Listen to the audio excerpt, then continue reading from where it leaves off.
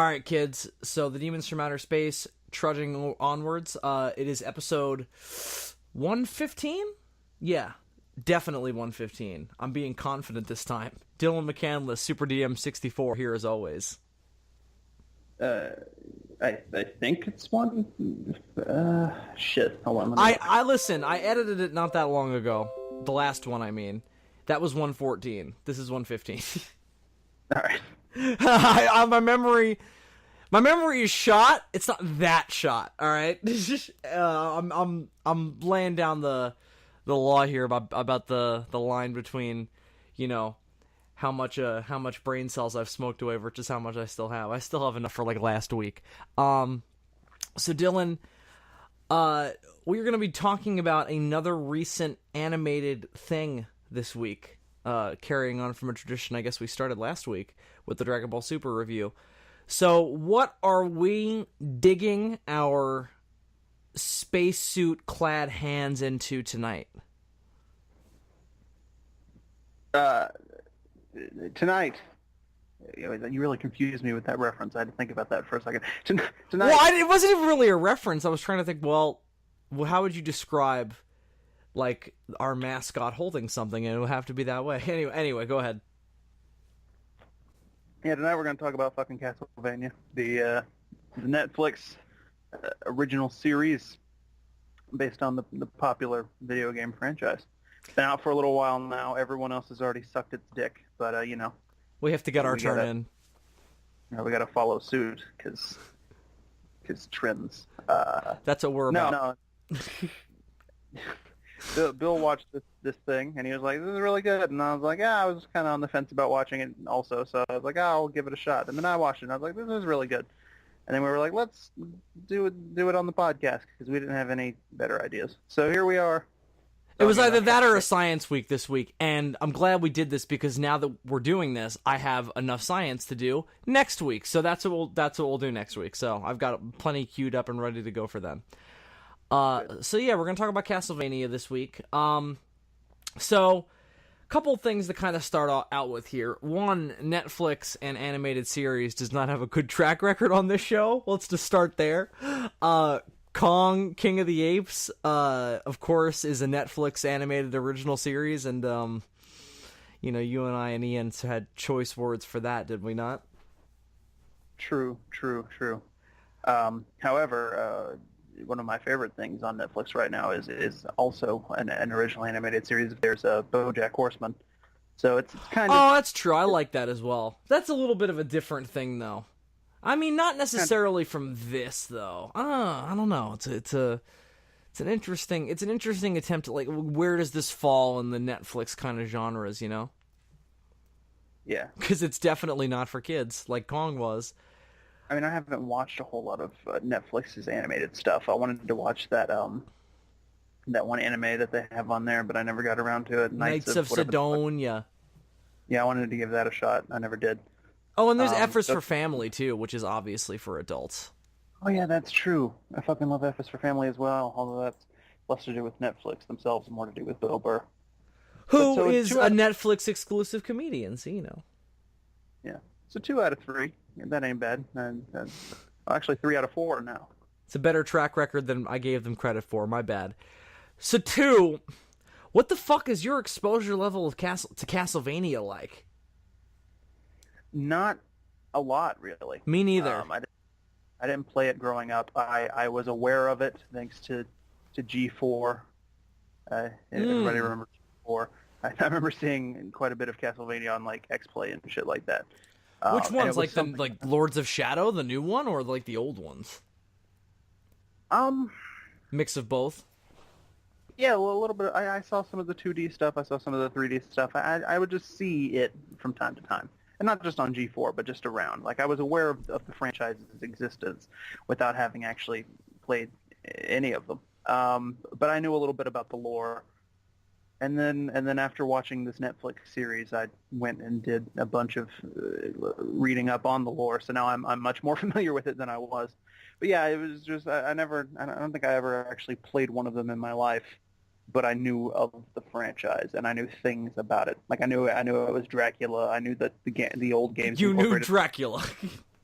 Yeah, I knew Dracula. I knew that the older games incorporated a lot of other like famous movie monsters. Like there's like Creature from the Black Lagoons running around and like a Frankenstein monster in the castle and shit like that. I knew that the Grim Reaper was in it.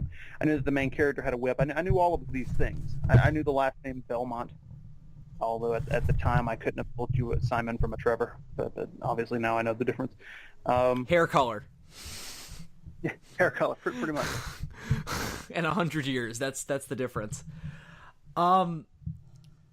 So yeah, Castlevania is not something that traditionally a Nintendo franchise, number one, and I've never been a Nintendo guy. I had a Game Boy Advanced when I was really young. Had a couple of games on that, and then the following year I got a PlayStation 2, and then and then I was a PlayStation guy until now. Yeah, So, it was really weird. My very first video game console, as my screen name suggests, was a Nintendo 64. But I didn't have a whole lot of games on it because video games used to be fucking expensive. used to be expensive. I mean, they still are, but I mean, ugh. Well, they were expensive, and I wasn't obviously buying them. So if I wanted a game, I had to like beg my mom to drop $60. So I didn't have a whole lot of them. Is what I'm getting at. So I never really got into a lot of Nintendo franchises. And then later on, when I got my PS2, I had a lot more games for that than I ever did for the Nintendo 64. So yeah, I was always more of a PlayStation kid as well. And there was never any Castlevania games on the PlayStation 2. Nintendo franchises are always things that I've been like aware of from a distance, like your Marios and your Zeldas. Although I did eventually go back and play like Ocarina of Time through an emulator. I never had it back when in the 64 days, shit like that. But I haven't put in a lot of hours playing through those kinds of games. Mm-hmm. I have played some of them, although most of my exposure to Castlevania comes from the Angry Video Game Nerd. He did like this awesome retrospective back in the day. It's like 2009, 2010, and it's pretty comprehensive. That's one of the things I watched after I watched the Netflix series because I wanted to know more about the lore. I watched all of his content related to it, and then some other stuff from some other YouTubers. I think I saw some like stuff that Ego Raptor had done, some other people. And just basically spent a couple hours on YouTube familiarizing myself with what the fuck this shit is all about. And it's one of the few video game universes where it's pretty easy to make sense of it. Like it's complicated and filled with bullshit, but in the broad strokes, it's pretty simple. Like Dracula is in a castle. He's doing dickhead stuff. You're a guy with a whip or somebody else, and you have to kill him. That's usually the deal. Yeah, and there's a video somewhere on YouTube, and I don't know who did it because I had literally never heard of them before watching this one video. I just typed Castlevania into the search bar, and it was one of the things that popped up. But I think it was like an excerpt from somebody's podcast where this one dude was explaining the timeline to another dude. I've heard that, yes, and it's his mind just being... It's not because of the timeline. It's because of the chronology of the games themselves. Yeah. That's the thing that blew his mind, of like which numbers of them came when, where it like starts with like one of the newer ones and then it goes back to like 3 and then it doesn't get to 1 until near like the end. Yeah, and then you get to those weird like Nintendo DS games where it's all in the future and shit. Oh yeah, like Dawn of Sorrow or whatever, yeah. So, in terms of the lore, I just knew what I saw from those videos, because in terms of my game exposure, I have played some of them. I played Symphony of the Night, only a little bit of it. I got into it, and then like I got like a little bit into the second level, and I was like, I don't know what the fuck is going on, and then I stopped playing it.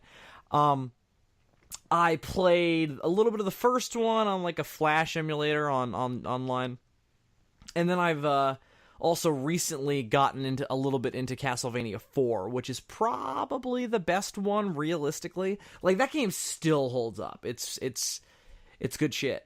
Yeah. And I did try to play the first game once, and Castlevania is infamous, especially the old games, for being like really fucking hard. Like old NES games and like arcade games and shit were really hard anyway for some fucking reason. Anybody who's ever played Pac-Man can tell you how deceptively simple that game seems. But Castlevania, man, and I think it has a lot to do with the fact that whenever you get hit, you fall backwards.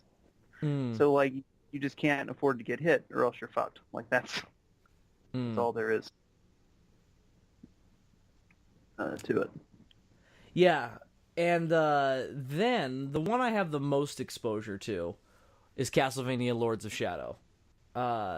Because that was the one that actually came out on the system that I had, which was the PlayStation 3. That was and it was kind of the perfect storm. It came out around the time that I got into the franchise through the Angry Video Game Nerd and my kind of budding interest in video games and doing research about older franchises that I would have never been able to play because I wasn't born yet. And Castlevania being one of them, at least the older games.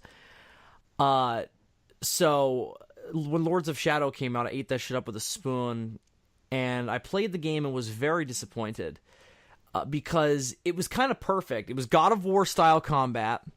It was a reboot. It went back to the very beginning of the whole idea of it. But the things that it was missing were Dracula. There's no Dracula in Lords of Shadow, at least not overtly. And then it's also it's very complicated in its lore, and it's completely different from like your traditional Castlevania. So those were the things that kind of turned me off to it. But also, it's a lot of puzzles, and I don't like puzzles. I like killing stuff. I like riding stuff. That's about it. Otherwise, video games don't work for me. So puzzles can fuck off and die. I actually did order Lords of Shadow recently because of this game, and I went back and watched like some reviews of it and shit, and apparently it's better than I remember it being. So I ordered a cheap version of it. I'm gonna play it again. Might do a video on it or something. I don't know, but I'm gonna give it another go. See if I actually beat it this time, because I didn't do it. I didn't get through it the first time, and I sold it when I sold my PS3 for G-Fest money one year, and it was one of the things I sold. So we'll see how it goes when I get my hands on it. When next Amazon decides to pay me a visit. So with all of that out of the way, onto the actual Netflix series.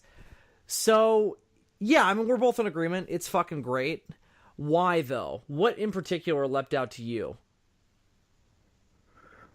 Well, first of all, it's beautifully animated. It looks really great. That's why I watched it. That's what got me in at first, was the animation. I saw a trailer and I was like, oh my god, that looks like the coolest thing ever. That, and when I found out it was like, you know, for adults and mature and had a mature rating and was going to be bloody and stuff, I was like, that's perfect. Like, this sounds like everything I've been wanting from adult animation in America for years and have not been getting. So it really kind of was that in every sense of the word. Like, the writing then totally backed that up. And then I realized why when I watched the credits. Warren Ellis wrote this. So that's a pretty good... You know who he is, right? Yeah. Comic book writer, most notable for, say, Iron Man Extremis, I guess would be a big thing people might know him for. In terms of his like original stuff... he also wrote the recent James Bond comics, which are great for Dynamite. Transmetropolitan is his. Bunch of stuff he's very, very well known for. So, and then I also really know him a lot from the Ultimate Marvel Universe. You'll probably not like him in the future. I probably shouldn't tell you this now that we're talking about his stuff now, but he came up with the Ultimate Galactus storyline, so... That was all him. That's fucking... Which I love, but Dylan hates on principle. But anyway, so... He's a guy. He's a big guy. Well, anyway, so we'll talk about this at some other point. But all good things to me, all high notes of pedigree. I love Transmetropolitan as well. So when I read that, I was like, oh, we're in for a good time. And we were in for a good time. Because the writing is spot on, all of the characters are memorable, and you're enjoying following them, especially since it's very unusually structured. It's not really a full season of a TV show. It's like the first... It's like if you got like a VHS series of Castlevania, like of this Castlevania series, this would be like the first VHS tape. It's like kind of like a of the first movie, because it's like 90, it's like it's close to 90 minutes, so it's sort of feature length, And that's why I rewatched it like 4 times, because it's so fucking short. And every bit that I could think to go back to, I was like, well, I'll just watch everything else because it's all just as good. But there are some standout moments that I will mention. But it's good on every level to me. Was I imagining things, or did I see Matt Reeves' name pop up at some point in the credits? You may have been imagining things, because I don't remember that at all. But another prominent name with this we should mention, because Warren Ellis, I don't even know if Warren Ellis actually wrote the teleplay that we're watching. He may have just written the original screenplay that this is based on, because he wrote a Castlevania movie script like years and years ago. From what I understand, the reason this is the way it is because, like, whoever the writer was, I can't remember the name, they had like an idea for like 3 movies, and this was like the first movie, and the next season 2, is supposed to be 8 episodes, and that would be movie 2 and 3. Oh, really? They're combining them. Or, well, at least 8 is still a good number. I was expecting to not get to Dracula again until season 3, to be honest. I said that to you when we were talking earlier in the week. I was like, I don't think we'll see Dracula again until they burst through the doors and they see him in like the end of season 3 and they fight him. Then he turns into some sort of weird bat monster. Yeah, exactly. I don't think, but I think if this show goes past to season 2, and that's just what I heard, it might not be accurate, but I think if the show does go past to season 2, they'll just start adapting the games that come up next in the timeline. Which is true, because I mean, realistically, this isn't even the original Castlevania yet. That's 100. This is the 3rd game, Dracula's Curse. The next one would be the original, which would be with Simon Belmont and everything. How do you make that different? Just by having Simon go up against Belmont, Simon go up against Dracula alone, as opposed to Trevor, who seems to be going up against him with Cyphra, a magician, and Alucard, who's the son of Dracula. Yeah, and there's actually a 4th character in the 3rd game that so far hasn't been adapted into this show. I forget his name, but Grant, the Hunchback. Yeah. Well, yeah, that is a big part of it, because obviously in the games Simon is sort of on his own, whereas Trevor has homies. But so do you think that they'll go that route? They'll just like Simon is alone now up against Dracula. That's how they'll make it different. I imagine. Well, another big way to make it different is you just make his character very different from Trevor's character. Maybe you have him be more traditionally heroic, which is not something that Trevor starts off being here.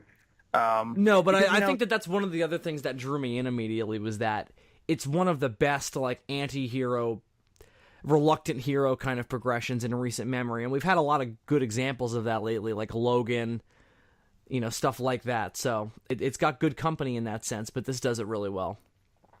Because when you're adapting these old games, one thing that becomes an obstacle is that video game characters from this era don't really have that much of a personality. In that they're non-existent, yeah. They're sprites. Yeah, one of the things about like ever adapting Zelda into a movie is that you have to give Link some kind of a personality, whereas in the game he's just you, essentially. He's just a little avatar for you to run around and be in the world with. He doesn't really have anything about him. And the last time they tried to give him a personality in anything is when we got "Excuse me, Princess," and that went well. In like the newer games, he doesn't have a personality? I haven't played anything that's Zelda related that's newer, so I don't know, but I don't think so. Like traditionally, Link has always just sort of been a blank slate. I don't know. I've never been into Legend of Zelda. Like I've tried them too, and I'm like, nope. Too many puzzles. Exactly right. Puzzles and item collecting, and Bill's like, I ain't got time for that. I got too much weed to smoke. I don't have time to do this. So obviously for this show, they have to take Trevor, who, again, I haven't played Castlevania 3, but I would imagine, based on the era that the game came out in, that he probably doesn't have as much personality as he does in this show. And they basically have to invent all that from scratch, and I think they did a pretty good job of that. He's a very, very likable and endearing, but also interesting and, delightfully morally ambiguous character, though he becomes less so at the end. He's pretty straight-laced by the end, which is a good thing. Yeah. He goes through that little arc here. Yeah, it's one of it's an example of that particular arc done really well. It's been done a million times and a million other stories like this, but just the way it's done here is very interesting. I think part of it is because he gets so like accidentally forced into like doing something, you know? Like he so doesn't want anything to do with this city that's being ravaged by Dracula's hordes, and he doesn't want to go in there and start helping people. He wants to go in there and get food, get a little sleep, and then move on. That's what he wants to do. Yeah. But well, I mean, look how we were introduced to his character. At the end of the first episode, when the one guy says the thing about, and the worst family of all was the Belmonts, and he's sitting over there at that table, and he's just like, oh shit, like perfect introduction to the character. I immediately knew what I was in for with him. That summed him up pretty well, and that's also an amazing scene because the story about the goat is pretty lively. Yeah, because nothing in the show, aside from the violence and the blood up to that point, which I don't really give a shit about that, had really said R-rated that much to me yet until that guy's like, so anyway, I find this guy, and he's fucked me goat, and I'm like, whoa, holy, all right. And his pack is covered in blood and straw, and I'm like, oh my god. That's wild. It was great shit. And the fight in the bar was also good shit in the next part.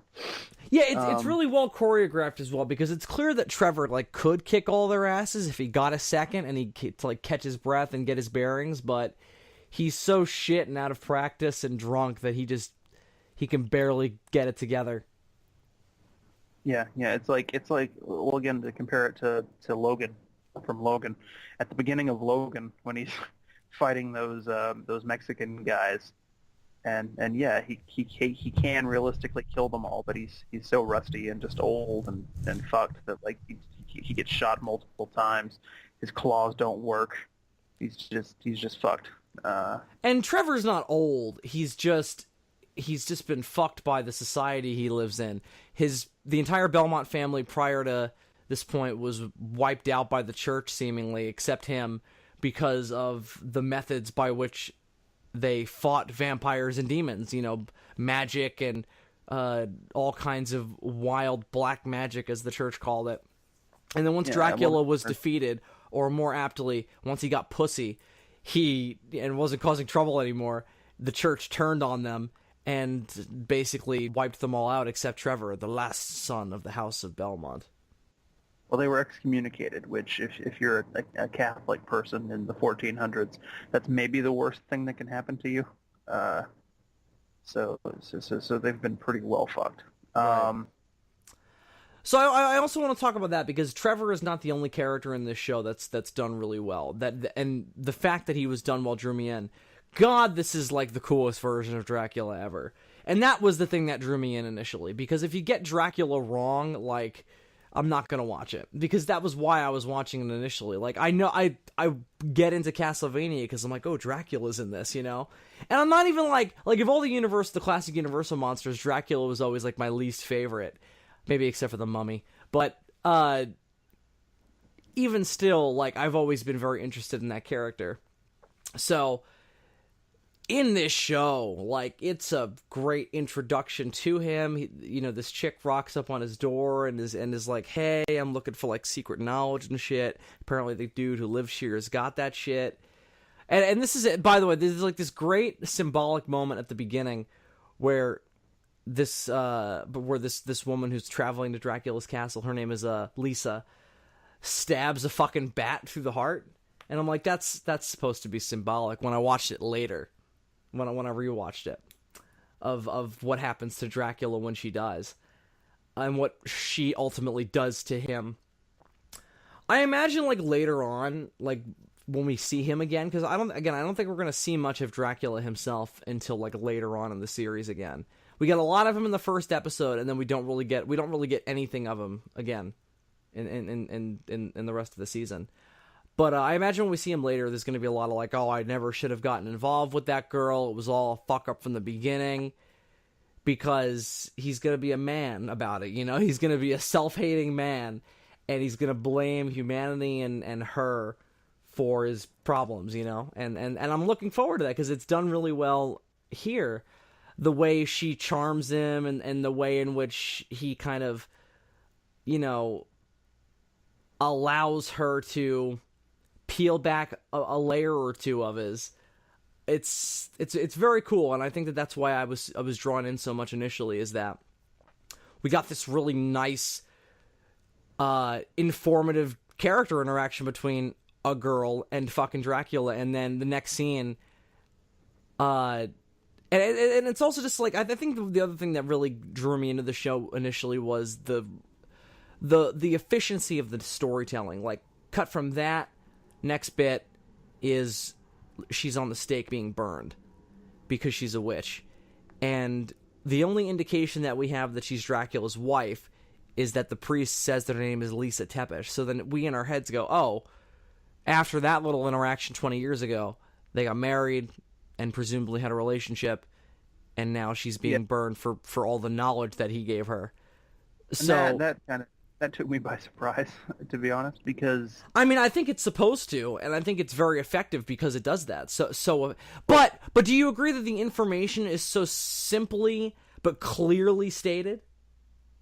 It's pretty clear. It's just the only reason it took me a minute to be like, wait, what, was because of my own like perceptions of Dracula as a character. You know, it's very fashionable now, ever since Gary Oldman, to have Dracula be in some sort of a romantic relationship.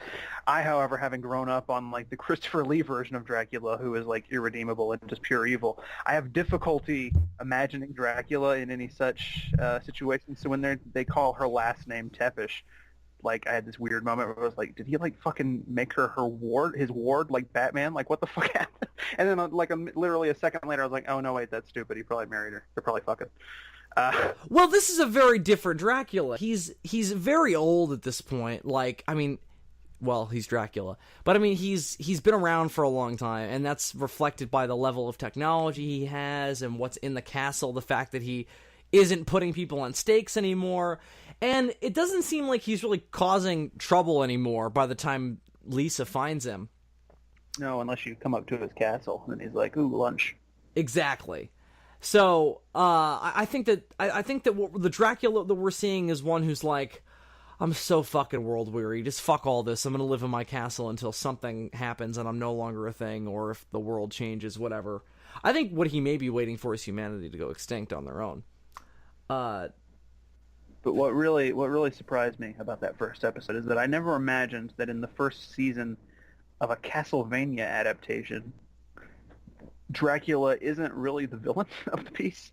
It's totally that fucking crazy priest. Yeah.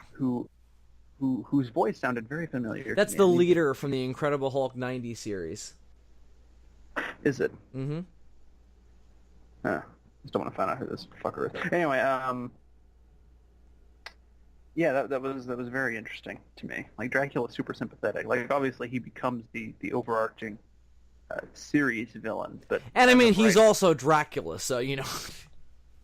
Yeah, he's also Dracula, so that has an element of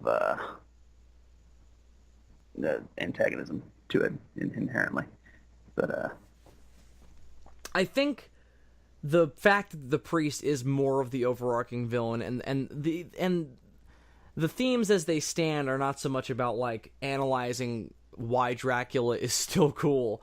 It's about like the morality of the church and whether or not they are, you know, divinely attempting to better their society or just out for themselves, trying to make things better for individuals. You know, and I think that's also why it works so well as its own thing, even above just being an adaptation. That's really the crucial thing here that I think we have failed to state, is that it works perfectly as its own thing. You don't need to know anything about Castlevania to watch this. It helps, certainly, but you don't have to. He was in Watchmen. All right. He was in Watchmen. Did he play Moloch, the villain? Yeah, Moloch, yeah. I knew it. He was also the leader in the Incredible Hulk TV show, though. Oh, he was also in the Dawn of the Dead remake from 2004.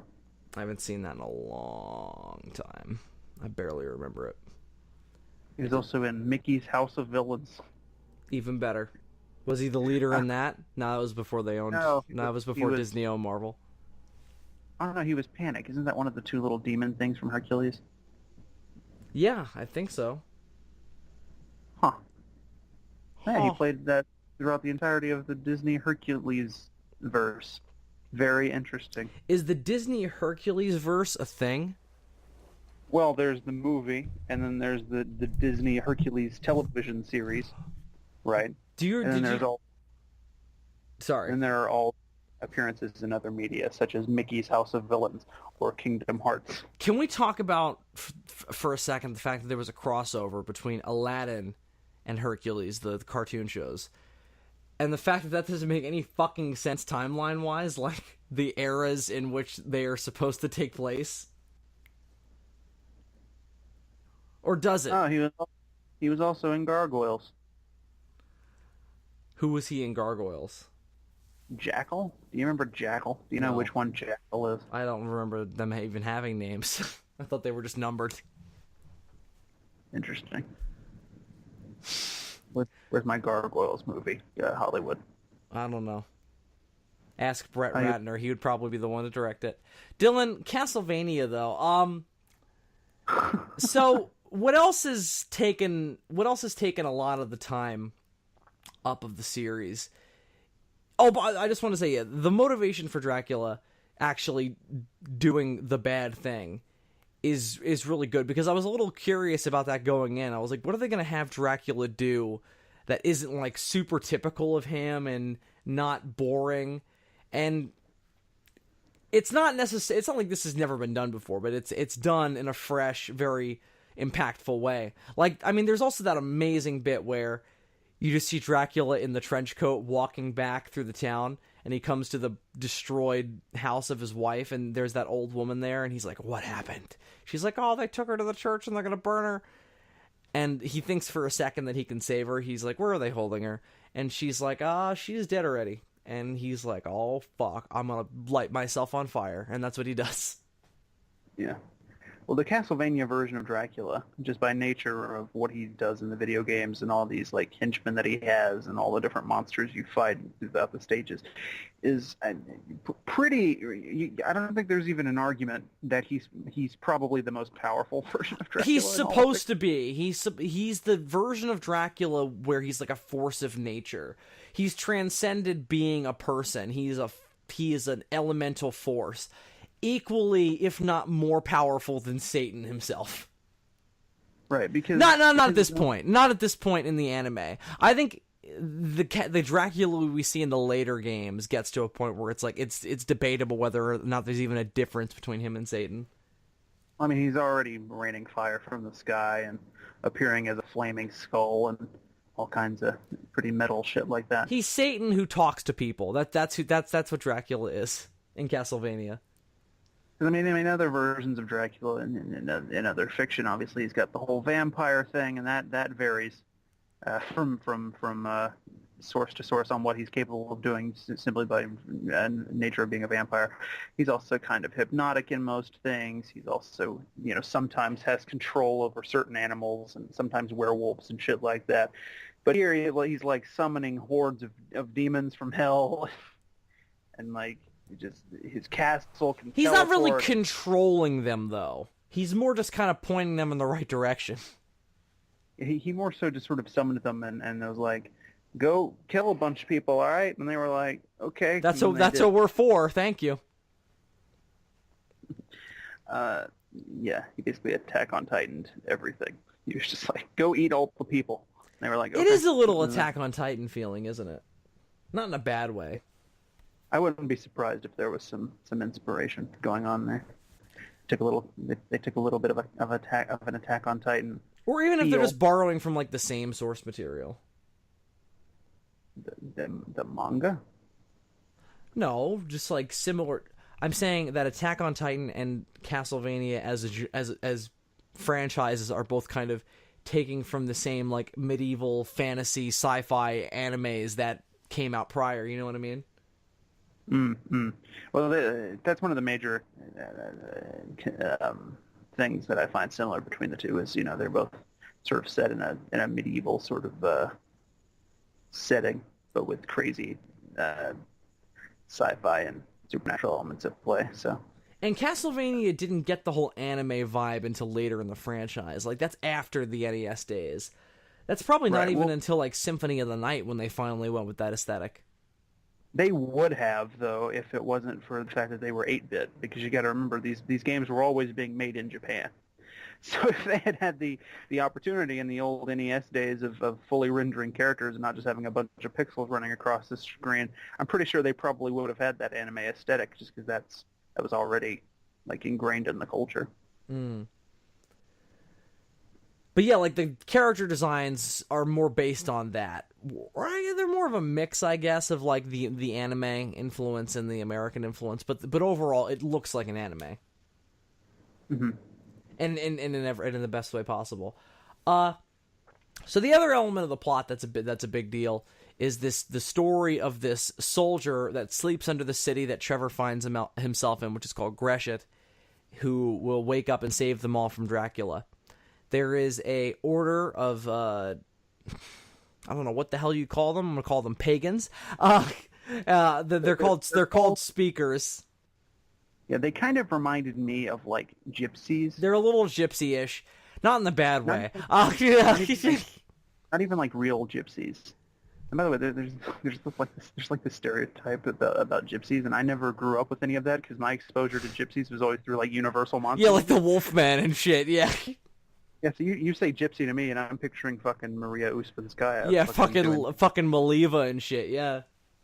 And casting spells and looking in people's hands and shit. I don't have this whole idea of like they're the way you walk was thorny. Yeah, that's the kind of gypsy that I was reminded of in Castlevania was the universal variety. Yeah, and they are very universal gypsy-ish. They got magic spells. They got murder. They got murdered. They don't get along with the priests. Like, it's very universalish.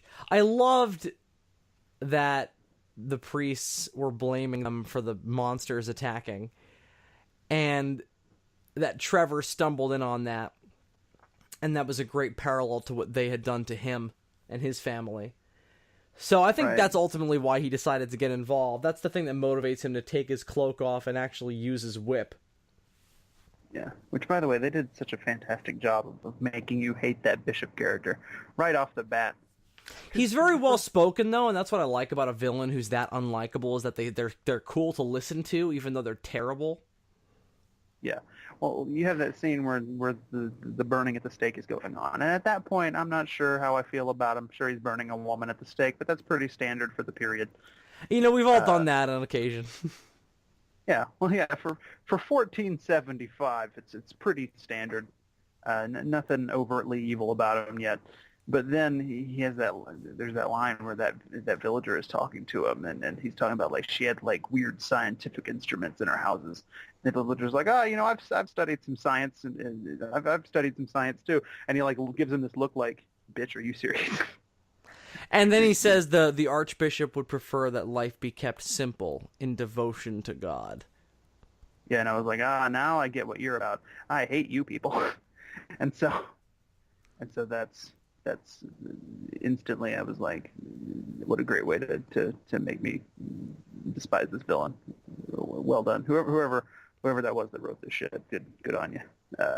And he's great too, especially like in that scene. You kind of get the idea that he's just like super fanatical, but then like a year later when Trevor finds him in Greshit and they have that conversation, it's clear that he's gone completely off his rocker at that point.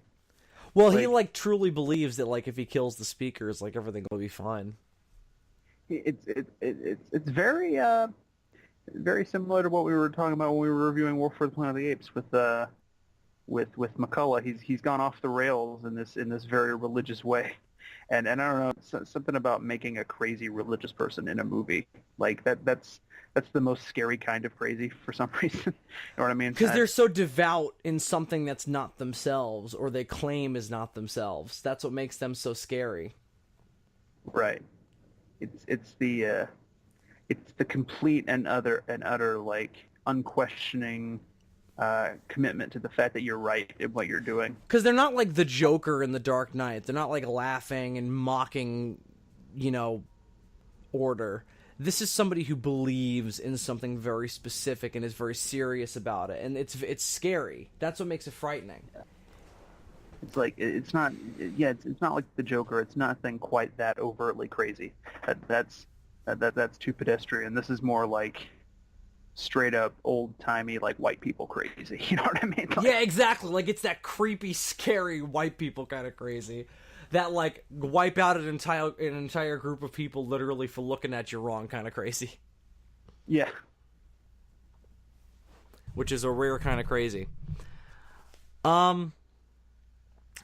So I really liked all the speaker characters. They serve their purpose. I don't think their characters we're going to necessarily be seeing a whole lot of in the future, which is fine. Yeah. They're there to motivate Trevor and to introduce us to Cyphra. That's kind of what they're there for. One thing I was curious about that I didn't quite find out when I was doing my research into the lore is I wondered how if the whole speaker thing is like in the games first of all, and if so, how close it is to this. Like I wonder how, because it seems like a very specific thing to this universe, and I wonder just how close that is to how it's portrayed in the games. Well, like, so does the sleep. Like this whole sleeping soldier living under the city thing seems very specific to this show. Like that's the specific arc for this season. The idea of a Cyclops turning people to stone, I was like, that is so weird and so different from what a Cyclops really is in mythology that's got to be from the game. That's got to be like a mini boss that you fight at some point. Yeah, well, it was like a weird mix of a Medusa and a Cyclops. Yeah, but it had a laser. Weird. It had a laser though. It was all. Which is really weird because there are Medusa heads in this universe, but they're just the heads, and they just fly around, and I don't know, what do they do? They try to bite you? Like what are they doing? I don't remember. I never played the first game that far, and I got too scared. I was too spooked out. That's precisely the moment that I quit playing the first game. I got through the first stage fine. Second stage, you run into those fucking Medusa heads. I was like, this shit is crazy. No. And not worth it. What am I gonna do? Just fucking wait until the end and burn Dracula? You know what I'll do? I'll take fucking a copy of Bram Stoker's Dracula and I'll burn it. That's what I'll do. What am I gonna do? Like beat this game on nothing but my wits and my reflexes? Please. Where are my cheat codes? I'm a millennial. Every game I ever beat was through cheat codes. Exactly right. I just want to unlock all the bonus characters and run through the open map. That's all I want. This game doesn't even have any alternate skins. Ugh. Where's the jetpack and the flamethrower? I think one of them did have a flamethrower. Anyway, so that whole sleeping soldier thing, like, what did you think of that? Did you think that was a little, because it was something that didn't even really, like, occur to me as a big deal. Like, I thought it was just kind of a stupid story that Trevor was trying to beat them out of believing, that wouldn't really go anywhere. But I guess I had forgotten that when they go down into the depths, Trevor's like, this looks exactly like the inside of Dracula's castle. And that should have tipped me off to, like, what I initially thought was going on was that there was a portal somewhere in the tunnels that led inside of Dracula's castle. Yes, yeah, that's what I was thinking at first too. But now I think the idea is more just that it looks the same because it's... No, it's Alucard's secret keep. Yeah. Yeah. Because if that was what was happening, if there was a portal in the ground and they were now inside Dracula's castle, there really would be only one more season because all they'd have to do is go kill him. So there's going to be a lot more to it than that. So I was like, no, then I don't think they're in the actual castle. I think it's just a similar place, a similar aesthetic. And I really liked the reveal of it being Alucard that was down there because, like, it was a character I knew, and it was a reveal that made sense and was surprising and cool, and there was an awesome fight afterwards. Everything about that worked. Because I was wondering what happened to him after his brief appearance in the first episode, where he's like, yo, Dad, don't do that. And his dad's like, fuck you. And then That was pretty much it. Uh, You don't even look like a man. yeah.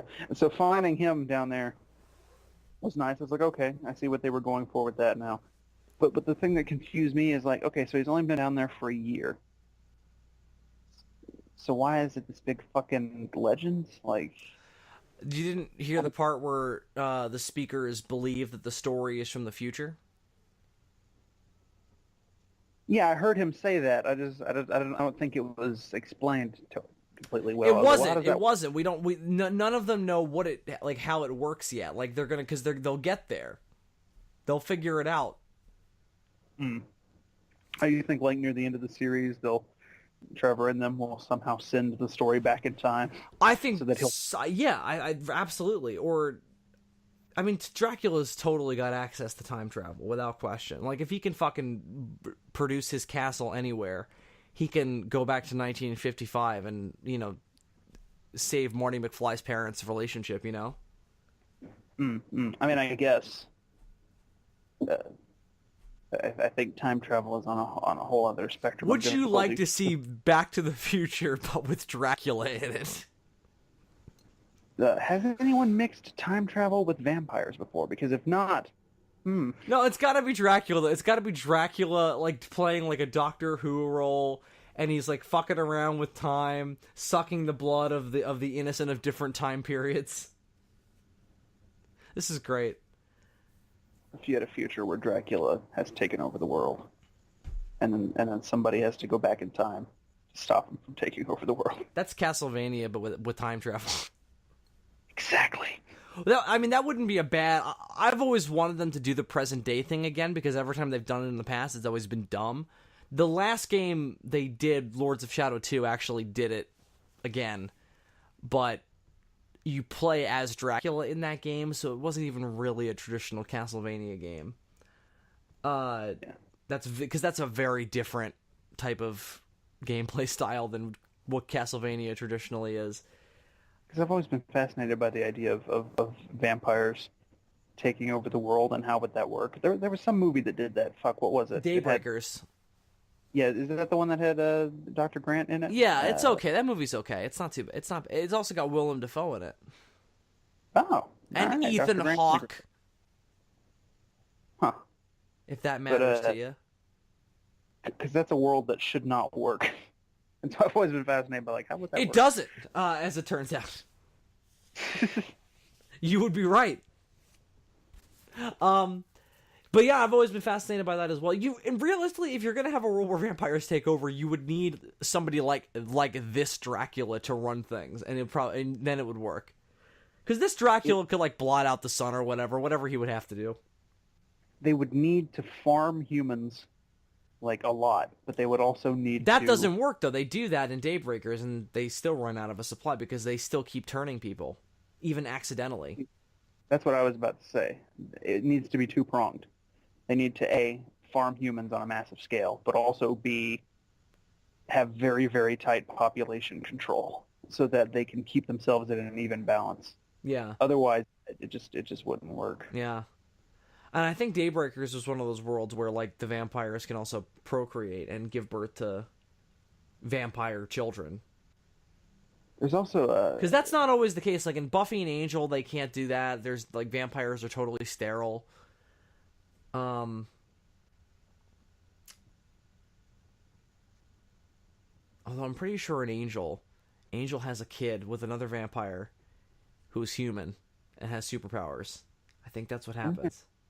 And then there's that one movie, the Underworld prequel with Rise of the Lycans. I saw that in theaters with my dad. Yeah, really. There's that really awkward sex scene where the werewolf like throws that chick off the cliff and is like fucking her. I remember just like turning to my dad and he was fast asleep and I was like fucking doing the sign of the cross in fucking relief. because I've only ever seen that movie once on TV. And I actually enjoyed it just because I really like that one guy. That's actually the best of the Underworld movies, believe it or not. Because I really like the one guy. I think he was the villain in the first movie, and in that movie they go back in time, so he's there again. Oh, Bill Nighy, yeah. Yeah, Bill Nighy, the actor guy. Yeah, that guy. Um, I really like him in that movie. But the thing about that movie was like, is everyone in this kingdom either a vampire or a werewolf? And if so, how does that work? Like, Yeah. how are they not No, starving? there are human subjects though. That's the weird thing. Although there are some versions of vampire lore where they don't have to keep drinking to like survive. Like they could keep on going for like 100. It's just that it's like a hunger. You know what I mean? But like they could not drink for a while and they That's would how be fine. Helsing does it. Yeah, you don't have to drink. It's just like a comfort thing. Yeah, yeah. Pretty sure that's how it works in like being human too. Because like Mitchell, like he can still eat like people food and shit. Like he doesn't have to. It's more like No, it's more played off. they can't do that in Helsing. They'll throw up if they do that, but they don't have to drink blood. They don't need anything. They're walking corpses. It's more played off as like a drug addiction in being human. In that universe, being a vampire is essentially being like immortal with conditions, but you also have this like terrible addiction that you can't shake that like causes you to kill people. Right. Um, but Dracula doesn't seem like he probably has to drink regularly. in this universe, no, because if he did, he probably wouldn't have. He probably would have just killed Lucy and never fallen in love with her. Like a vampire that needs to feed, you're gonna die as soon as you walk into their house. Like they're not gonna. I mean, I'm sure he's well stocked. Yeah. Well, also he's like a super scientist in this version as well. He's probably like created synthetic blood. Also, is this one of the versions of the universe, as in like the original Stoker novel, where they get younger when they've drunk recently, and then when they don't drink for a while, their bodies start looking all old and shit? Because if so, he's definitely eaten very recently. Well, we know that this Dracula is supposed to go gray because he's got black hair in the anime right now, which is supposed to be I mean, it's not an anime, but in the show. But it's supposed to be Dracula's curse era, so this is like earlier than the first game. But in the subsequent later games, he's always depicted as having like gray hair, so I think we're gonna get there. Mm-hmm. You know, I think in like later seasons, if they get there, like they'll do a gray hair Dracula. But I think right now he's supposed to be still kind of lively. Like this right now, Vlad Tepes was still alive. I mean, this was the year he died, right?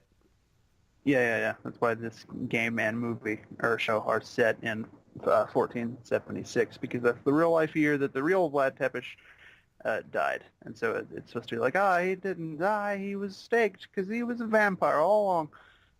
Which is a neat plot device, I guess. Absolutely. Doesn't make a whole lot of sense in the Castlevania version of the universe, but whatever. Because clearly he hasn't been Vlad Tepes for a long time. Right. Well, I mean, also in the Castlevania universe, depending on how many of these games they actually choose He's to not adapt. even Vlad Tepes. Right. He's not even Vlad Tepes. Also, the Bram Stoker novel is canon if you adapt that one game, so I'm really curious to know whether that figures into the show at all. I always assumed that was like a version of the novel where it's like, oh, Dracula tries to move to England, and by moves to England, I mean like the castle erupts in the middle of London. Yeah. Because this version of Dracula doesn't need a real estate agent. I don't know why he would be Certainly calling. not. He doesn't need real estate. Unless he was just trying to be super low-key about it and not raise a bunch of attention. Well, unless he, like, for some reason really needed to get away from Castlevania itself. Like, the castle and him are symbiotic. So, it's a little odd that he would need to suddenly go, I'm going to go live in a Carfax in London. Or it could just be like, hey, every couple hundred years, this prick with a whip keeps coming in and knocking my block off. Maybe I should move. Well, this is like what, his 15th, 16th resurrection at that point. So yeah, I guess he would be a little wary of his old digs. I thought Christopher Lee was getting resurrected too often, because once a movie, but dear God, once every 100 years with this prick, and there's like what 20 games. And then they rebooted and made him the protagonist. There's a reboot with a sequel. Yep. And that didn't go over well, so now I think we're back in the regular time. I don't know. It's all... Well, they haven't made any games since then. Castlevania Lords of Shadow 2 was 2014, so it hasn't been that long. They've also they've realistically they could do a third Lords of Shadow. They probably won't because the last one didn't do well, but they could. It hasn't been too long. Were those two games Uh, were they 3D or did they go back to the classic Castlevania? No. They're God of War style. Yeah, that's why I liked that's what I liked about the first one initially was the God of War style combat. Okay, I think they should make more in that style, but maybe just not do the Lord of Shadow thing because that didn't work so well. Just don't do the fucking puzzles and put Dracula in it. And well, again, all right, I'll spoil this. If you don't want Lords of Shadow spoiled for some reason, Gabriel Belmont is Dracula. And he's the protagonist in the I'm sure you knew that. He's the protagonist in the first game, and then he is Dracula by the time you get to the second game. I don't think he becomes Dracula proper until like the DLC from the first game though. Like I think the end of the first game it's kind of ambiguous what happens to him. Because I know the first time they tried to make Castlevania 3D was in the Nintendo 64 days, and that did not go over well at all. And so then they were like, JK, the games are 2D side-scrollers again. And I guess it stayed that way until Lords of Shadow, right? I don't know if they did. Well, there was a fighting game that was technically 3D. It was like Budokai Tenkaichi style. Oh, shit. That sounds good. It was not. It should have been. Damn it. It was on the Wii, so... Are there werewolves in this universe? We could do with a good werewolf. Yeah, of course. What fucking are there werewolves in Castlevania? What are you smoking? I mean, are there any werewolf-like characters? Do you ever get to know any of them, or are they No, I think they're all pawns of Dracula. I don't know if we get any werewolf characters that aren't pawns of Dracula. So no monsters in this video game universe aside from the vampires get to have a personality. They just show up to try and stop you from killing Dracula. I guess that makes sense given the video game. I don't know if they could be in his proximity without falling under his power, given how powerful he is. Right. Well, again, Dracula in most media it tends to be pretty hypnotic, sort of like a old school Doctor Who master. Like he just like hypnotizes people. And the master was always very inspired by Dracula. Like, Dracula doesn't have to have you to invite him into your house. Usually he'll just hypnotize the girl and be like, hey, open the window and let me in. And she'll be like, okay. Like, that's Usually he turns into a bat and knocks on the glass, and she's like, oh, please eat my pussy. I find myself very sexually attracted to that bat. Oh. What if Dracula was trying to come on to Louis C.K. and then he called the Batman? So Dracula, in his immortality, has decided to finally experiment with homosexuality and has gone about it in a very bad way, very misguided way. He realistically should have just knocked on the door and been like, hey, can I fuck you? And Lou probably would have been like, yeah. I refuse to think that a vampire who's been around since the 1400s hasn't ever tried that before. Yeah, I don't either. I imagine that was probably the first thing he tried. Especially when you're a vampire. He probably did it before he even became a vampire, like on the battlefields of Turkey or whatever. He was probably like, hey, Ahmet, whatever the hell your name is, do you want to stick it in? You know, like... Especially after you're a vampire, because at that point, sex is about food. No. Exactly. Well, I mean, biting a dude is not sex. Like, I don't know if it would ever get... I don't know if you would ever have a reason to get that far just by sheer virtue of getting food. Like, it would have to be some kind of, like, weird curiosity. Why are we talking about this? No, but, like, in most versions of Dracula, he basically seduces his victims into letting him bite them. He doesn't fuck them, though. He bites them and then he's done. So it would not be gay until he took it to that extreme. But he's using the pretense of sex. He would fine. He might seduce a dude, but unless it was the scenario that we are discussing, where he would like be experimenting because he's immortal and curious, then he wouldn't have any reason to fuck because he doesn't do it to women either. If he's just gonna kill them, I like. Maybe if he turned the dude. Why are we talking about this? Okay, I like the idea that this version of Dracula. Like, some dude comes onto him at some point, and he's just like, it's been 200 years, fuck it. Yeah, that's what I'm saying. Like, that's what it would have to be. Otherwise, he would just bite them and be done with it. Especially, like, he's the most powerful vampire. Like, he doesn't have much need to fuck around. Like, usually it's just because that's the game. No. sex and vampirism are always kind of intertwined, and it comes from like this Victorian era like thing where like vampires were like an allegory for sexual immorality. It's like the whole subtext of Bram Stoker's novel is like these women were sluts and they were eaten by a vampire. Dylan, why don't we round out this podcast by discussing the action of the franchise? It's pretty good. I will say that there are times when I think the animation is a bit slow, but maybe the frame rate seems lacking, doesn't it? Maybe it's just because I'm used to like fucking DBZ fights where like people literally just become motion blurs and smash into each other like a couple Beyblades. But there isn't as much of that in Super though, and I feel like this looks more like Super in the action. Sure, but maybe even a little bit more sluggish than that, and I don't know if it's... Oh, that I would definitely agree with, yeah. I think maybe it's just... I think they're attempting to make the action seem a bit more realistic than your typical... And again, I know this isn't an anime, but it's obviously very anime-inspired. I think they're trying to make the action a bit more grounded and realistic, at least in terms of the fighting mechanics. There are some moments where it looks like they're tracing a real person moving. Yeah.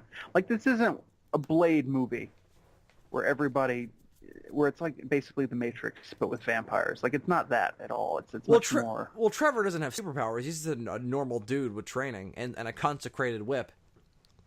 Exactly. Have they ever used Van Helsing in the Castlevania franchise? Because if so, what a wasted opportunity! Like, holy, especially since the book is canon, or at least a version of the book. I'm pretty sure one of his descendants was in one of the games. I'm not sure. I don't feel like you can do a version of Dracula without touching on Van Helsing at some point. It wouldn't feel right. It would be like having Michael Myers without Donald Pleasance. Yeah, well, it's also like you expect the Van Helsing to like know about the Belmonts or like him to make reference to them when he's encountering Dracula. Like, oh, why aren't they dealing with you? Why is this my job all of a sudden? Or you know, it would be like having a version of Bond who has no money penny. It's like there's an essential relationship missing here. I think the best fight, without question, is the fight between Trevor and Alucard. Yeah, well, there's that. There's the fight with the Cyclops, which is a little boring. There's the bar fight. Well, yeah, if you count that. And then there's the fight with the demons in the square. Right. Which is pretty great. Trevor's encounters with the priests as well. I freaking love that scene where he's trying to save that old speaker from those priests, and he's like really rusty. So he just tries to snatch the dude's sword out of his hand, and he like chops off a finger, and then he like plucks that dude's eye out. Yeah, no, that's all great. And the guy's like, "That was a little much," and he's like, "I'm rusty. I'm out of practice," as he says. He's also not used to fighting people. He's used to fighting fucking monsters. Yeah, well, I imagine they've probably had their fair share of scuffles with people as well. Especially, I wonder if vampires in Castlevania have that ability that they do in just about every other form of media, where every now and then they like have a Renfield. You know what they mean? What I mean? Like they hypnotize some dude into helping them. Mm-hmm. And I'm sure that probably happened. In Helsing, the people that they bite and kill turn into zombies that they then control. I always thought that was fucking awesome. So how do they make new vampires? Do they actually sexually reproduce, or do they like? No. Well, they just don't kill them. If somebody is killed while they're being fed upon, then they turn into a ghoul. If they're not killed, they'll transform into a vampire. But I think they also then have to drink from the other vampire for it to work. Yeah. If I remember correctly. That's usually how it works. Usually it's not enough for them to just be drinking from. They have to drink the blood of the vampire as well. That's kind of an inconsistent thing in vampire lore too. Like sometimes they can control like if they want to turn somebody or not. Sometimes they can't, and like just everybody they bite turns into a vampire. So if there's somebody that they don't want to turn into a vampire, they basically have to not bite them and just like slit their throat and then drink it that way. You know what I mean? Like it's right. Weird. It depends. Like do you prefer when it's usually like, all right, I have to cut my chest now and you have to drink my blood, or do you prefer it where it's just, oh, I bit you, now you're a vampire too? Well, that's also inconsistent because in some versions, drinking the blood from the chest doesn't necessarily turn you into a vampire. Like when Dracula does that to which one, Mina or Lucy? I always get those two mixed up. I think it's Mina. Are you When he talking does about that in to the Mina, Bram Stoker movie? well, the movie, the book, most versions, Does that happen she in the doesn't really. book? Okay. She doesn't really turn into a vampire. She just sort of, I don't know. It's almost like she's starting to be. I don't know. It's weird. It's not very well explained. And then there's like in the Stephen King book Salem's Lot, he does that to the priest character Barlow. He does that to the priest. He makes him drink his blood instead of killing him, and it's like a worse punishment than killing him, because now since the priest had to drink his blood, he doesn't turn into a vampire, but he's like cursed, and so like he can't go back into the church. There's a scene where he tries to go back into the church, and like he like gets thrown back, and there's like this huge like explosion of light. Like he's basically cursed, and he can't set foot on hollow ground anymore. Oh, that's wild. And then he has to like leave the town. Like it's all very inconsistent when it comes to vampire lore. Each version of it is just different wildly, and you just have to sort of get your bearings when you're watching something and be like, all right, what are the ground rules here? And that's one thing that I think needs to be explained a little bit more in future seasons of this. Yeah, definitely, without question. I need to know how vampires work. For example, apparently they can sexually reproduce in this version of the universe, which, all right, fair enough, that's been done before. But but is he full vampire? Or is No, he well, Alucard usually in the mythos is supposed to be half human. Yeah, which obviously he is here. He would have to be, yeah. Yeah, and he can't be any more than 20 years old, because that's how much time passed in between. He the seems opening. older, which is interesting. He does. That's probably just because of. It's because he was raised by Dracula, yeah. Yeah, well, he's had a very sort of classical, like, 1% like nobleman type education, because his dad's fucking Dracula, and then he's also, like, probably super intelligent because his dad's Dracula. It all comes down to his dad being Dracula. And his mom is a doctor as well, so he probably had a pretty hefty education. It's true. But we know that he can't be any more than 20, maybe 19, depending on when she was impregnated. So he's younger than Trevor, likely. Yeah, because Trevor definitely seems older than them. I mean, I don't think they had a drinking age in 1476, but he's hanging out in bars and shit, and he seems very worldly. He seems. I would assume he's like mid-30s. Yeah. Obviously, at some point, he's got to have some kids, because right now he's the last of the House of Belmont, and we know for a fact that doesn't stay the case. I assume he and Cypher will get together. That's my assumption. Yeah, right now that's my assumption, but that also seems pretty fucking obvious. So if they introduced a different love interest at some point, I wouldn't be against it. Well, I also assume that there's a character in the lore that you and I aren't familiar with who fits in there nicely, but for now, I'm just going to assume that it's Cypher. Probably, yeah. But what? You see more whip action, because the whip is like the main thing in the games. Oh, it's so fucking cool in this too. Like when he's whipping it around Alucard and Alucard's leaping around. Oh god. I also think it would be a cool reference if in a scene somewhere where we have him like whip out some candles. He's got to get a different whip too. Right now he's just got the basic one. He's got to get the chainmail one. Which obviously he wouldn't whip a candle to find shit like you do in the game. But say you had a situation where he needed to blind his enemy, so he just like whipped out all the candles in a room. That would be a cool moment. But he's got to get the better whip. Yeah, we need to see some more of those monsters. Got to see some. I'd love to see a version of the Medusa heads in this universe and see how they explain their way around that. I want to see other classic monsters. I want to see Frankenstein and werewolves and shit. I want to see a mummy. I want to see a creature from the Black Lagoon. The Grim Reaper has to show up at some point. Yeah, he's a Castlevania staple, yeah. Like in all the games, I think? I'm pretty sure he's in the first one, yeah. I don't know about the third one, which this is based on. He's definitely in the first game, and I'm pretty sure he's in most of them. I don't know why Death is a Dracula minion. You'd think it might be the other way around, or not even. You'd think that they would be diametrically opposed, because one is all about, hey, it's their time to die, and the other one's all about they're going to be immortal and drink blood. Yeah, maybe that's why they work so well together. They're the opposites attract. But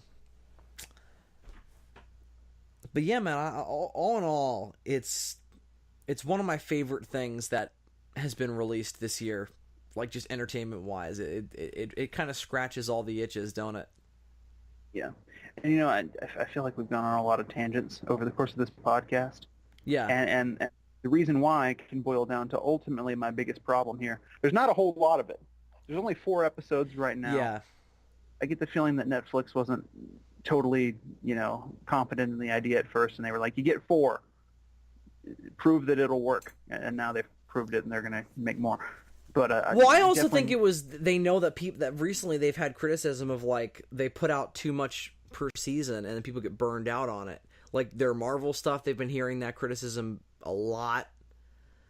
So I think part of it was just they wanted to release like a little tiny bit of it, make sure people liked it, and then were demanding more of it, as opposed to like, oh god, I had to sit through all that crap. Yeah, like I think if they're right in the next, if what I heard is right in the next season's 8 episodes, I think that's a pretty good season. Like that's twice this. You can actually tell a nice big overarching story with that. Definitely.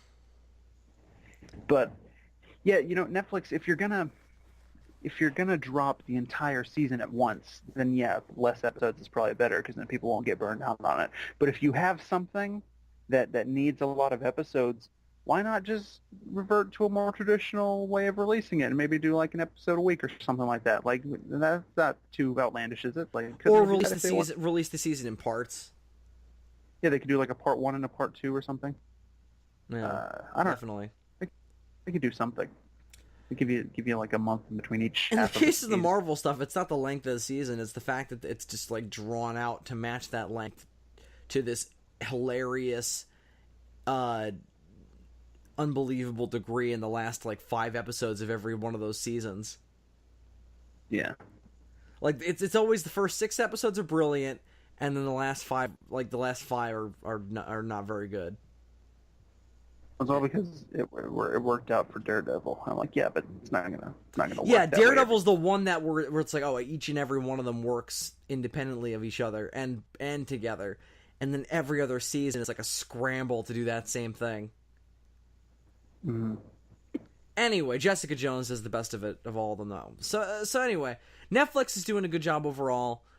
I was really impressed with how much I was immersed in the mythos in this, and how much I was made to care about this story, not giving a fuck about Castlevania prior to this, and having real no dog in this fight prior to getting into it, and how much it captured my imagination is a testament to how good it is. So, right. Notice Netflix that there's a whole lot of I wonder how this works going on in this video.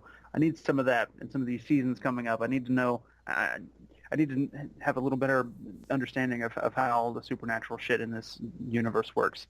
Because you can't just throw vampires up on the screen and expect all of us to be like, oh, okay, I understand what's going on here. Not when, like, there have been a million different versions of vampires in pop culture for the past, couple hundred years. So we need some consistency. We need some explanations for how it works. For me, it's the backstory that's more crucial. Like, I need to know what happened to the Belmonts and when. Like, one of my favorite moments of the season was when he was like, Salt kills demons. And I'm like, all right, see right there. You just laid a ground rule. Now for the rest of this show, provided that you know what you're doing in the writer's room, Salt will kill demons, and that's a thing that I can look forward to and factor into the mythos as I watch along. Shit like that. It's very helpful. You wrote that down, took notes. No, for me, it's I want to see flashbacks to what happened to the Belmonts. I want to see flashbacks to Alucard's childhood. I want to know what. Yeah, I'm very curious about that. I want to see what his parents' relationship was like, if it existed at all, because that's crucial information. I want to see. I would assume so, given that Dracula's like fucking apocalyptic over her dying, but that could be one-sided. Anyway, there's a bunch of, and I would also like to know where Cypher learned her magic from. So that's that's certainly, because that comes out of nowhere a little bit. Like, Trevor's very surprised when she suddenly starts whipping out ice and fire spells. Right.